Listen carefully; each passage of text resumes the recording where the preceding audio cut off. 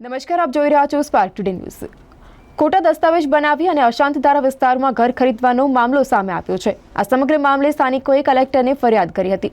Sub registrar ઓફિસથી પોલીસને ફરિયાદ મળી હતી, ત્યારે રાવપુરા પોલીસે 3 આરોપીઓની ધરપકડ કરી હતી। 3 પૈકી એક આરોપી દેશ છોડી અને ફરાર થવાની ફિરાકમાં હતો। લુકઆઉટ નોટિસ દ્વારા પોલીસે મુંબઈથી એક આરોપીની ધરપકડ કરી છે। પોલીસે સમય સૂચકતા વાપરી અગાઉથી જ લુકઆઉટ નોટિસ ઇસ્યુ કરી હતી। ફરિયાદના આધારે પોલીસે 3 આરોપીની ધરપકડ કરી કોર્ટ દ્વારા તમામ દસ્તાવેજો ખોટા ઠેરવવામાં આવ્યા હતા। પોલીસે હાલ ઇલિયાસ, સમીર અને શકીલની ધરપકડ કરી વધુ કાર્યવાહી હાથ ધરી છે। કલેક્ટર કચેરીમાં પણ કોઈ સંડોવાયેલા હશે તો કાર્યવાહી કરવાનો પોલીસ દ્વારા દાવો કરવામાં આવ્યો છે। પોલીસ સ્ટેશન ખાતે ગઈ તારીખ 9મી મહિને સબ રજિસ્ટ્રાર કચેરી તરફથી ફરિયાદ આપવામાં આવેલી હતી કે વડોદરા શહેરના છીપવાડ ખત્રીપુર જે વાડી વિસ્તારમાં આવેલું છે, ત્યાં એક મિલકતની જે દસ્તાવેજ થયેલા છે, આમાં ખોટી રીતે અશાંતધારાની પરવાનગીનો લેટર બનાવવામાં આવેલું છે અને ખોટો લેટર છે। આ અંગે અમે પ્રાથમિક તપાસ કરતા આરોપીઓ ઇલિયાસ, લતાબેન અને નિલેશ પટેલ અંગેની અમે જાણકારી મળી અને 9મી તારીખે એફઆઈઆર દાખલ કરવામાં આવેલી હતી। આ અંગે વિગત એવી છે કે છીપવાડ ખત્રીપુરમાં આવેલું એક મકાન જેના કાયદેસર માલિક લતાબેન થતા હોય છે। આ મકાન ઇલિયાસ શેખ કરીને જે છીપવાડ એમના પડોશી નાસ્તા પડતા હતા। આ અંગે અમે વિવિધ ટીમો બનાવી અને લુકઆઉટ નોટિસ અમે પણ જારી કરેલું હતું। આ લુકઆઉટ નોટિસ જ્યારે ઇમિગ્રેશન ડિપાર્ટમેન્ટને મળ્યું તો આ ઇલિયાસ શેખ સાઉદી અરેબિયાના જેદાર શહેરમાં ભાગી જવાના હતા। તો ઇમિગ્રેશન ડિપાર્ટમેન્ટ જે અમારા લુકઆઉટ નોટિસ છે, આ આધારે એમની મુંબઈમાં કાયદેસર અટકાયત કરી હતી અને અમારી ટીમ ત્યાંથી રવાના થઈને એમનો ઇલિયાસનો કબજે મળેલો હતો। ઇલિયાસને વધુ પૂછપરછ કરતાં એ જુનેદ અને શકીલ અને સમીરનું નામ ખોલેલું છે। આ અંગે અમે વધુ પુરાવા ભેગા કરતાં અત્યારે શકીલ, જુનેદની અટકાયત કરવામાં આવેલી છે અને સમીરની શોધખોળ ચાલુ છે।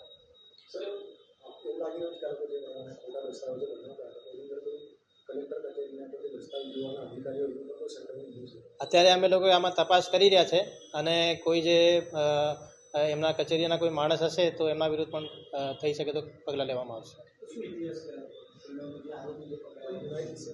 ગુનાહિત ઇતિહાસમાં કંઈ નથી। એ ત્રણેય પૈકી જે જુનેદ અને શકીલ અને સમીર છે, એ સરકારી કચેરીઓમાં લાઇઝનિંગ કરતા હોય છે મિડલમેન તરીકે, અને જે એને કરાવવાની કામગીરી હોય કે દસ્તાવેજ બનાવવાની કામગીરી હોય, આમાં એ લોકોએ પોતાનું કામ કરતા હોય છે અને બીજી કોઈ એમની ગુનાહિત ઇતિહાસ જાણવા મળ્યું નથી। અત્યારે અમે લોકો એમનું નિવેદન લઈ રહ્યા છે। એ કચેરીની જે સામાન્ય પ્રક્રિયા હોય, આમાં એ લોકોએ જે ક્લાર્ક છે અથવા કે જે અધિકારી છે એમના જોડે સંપર્ક કરીને કોઈ દસ્તાવેજ ઘટતા હોય તો આમાં એમની વિશેષ કારકિર્દી જાણીતા હોય તો આ ઘટતા જે દસ્તાવેજ અથવા પ્રમાણપત્રો કંઈ મેળવવાનો બાકી હોય તો એ લોકોએ પહેલે અવેલેબલ કરાવવા હતા। બાકી એ લોકોએ ડાયરેક્ટલી તો જે ખરીદનાર છે એમને જે છે એમને કોન્ટેક્ટ કરતા હતા અને એવા કોઈ દસ્તાવેજ પૈકી કોઈ પ્રમાણપત્ર બાકી થતું હતું તો એ લોકોએ કામગીરી કરાવવા હતા।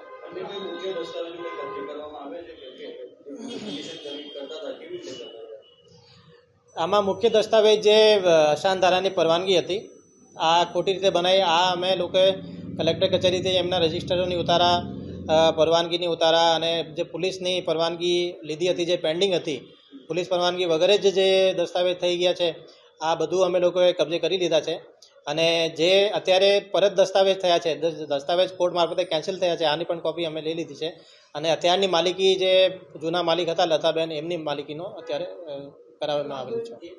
અત્યારે અમારા ધ્યાન ઉપર આવી નહીં છે, પણ અમે લોકોએ તપાસ કરવાના છીએ કલેક્ટર કચેરીમાં જે અશાંતધારાની પરવાનગી છે, અને અમે જનતાને પણ વિનંતી કરીએ છીએ કે કોઈના ધ્યાનમાં એવી વાત હોય તો અમારા સુધી પહોંચાડે, અમે લોકો કાયદેસર કાર્યવાહી કરવાની।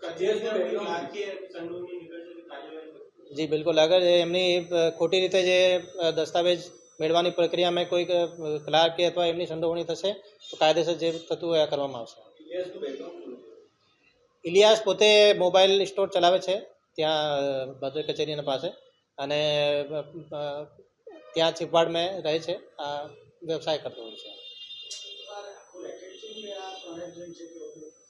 રેકેટમાં એવું નામ જાણવા મળ્યું નથી, પણ આ ત્રણેય જણ જે છે આ લાઇઝનિંગ કરતા હોય છે અવારનવાર આ તો ઇલિયાસનો દસ્તાવેજનું કામ હતું, બાકી પણ દસ્તાવેજોમાં જે આપને જણાવ્યું કે કોઈ ખૂટતા પ્રમાણપત્ર અથવા એવો કોઈ હોય તો એ લોકોએ પ્રોસેસના જાણકાર હોય એવી રીતે એ લોકોએ બધું જે દસ્તાવેજ કરનાર છે એમને ફેલિસિટેટ કરતા હોય.